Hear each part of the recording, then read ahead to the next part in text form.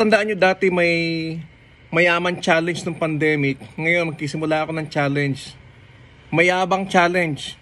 Ito, kumita ako ng $30 sa isang video ko na nag-viral. Winidraw ko na. Ayan.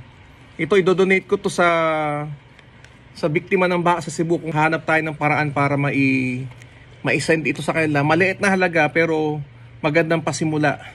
So inahamon ko lahat ng mga mayayabang. Dito nyo ipagyabang yung mga kita natin para tumulong tayo sa mga kababayan natin na biktima ng baha na kalunos-lunos ng sinapit. Yung mga vlogger na milyon-milyon ang kinikita na nagpo-promote ng sugal. Tumulong kayo.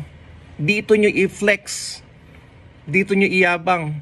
Ipakita yabang nyo para tumulong sa mga biktima ng baha sa Cebu na kalunos-lunos ng sinapit.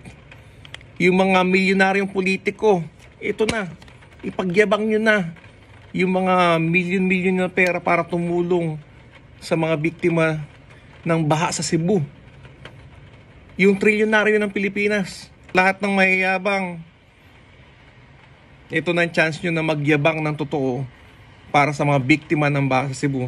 Uunahan ko na, mayabang challenge, 10, 20, $30 kinita ko sa isang nag-viral ko na video sa YouTube.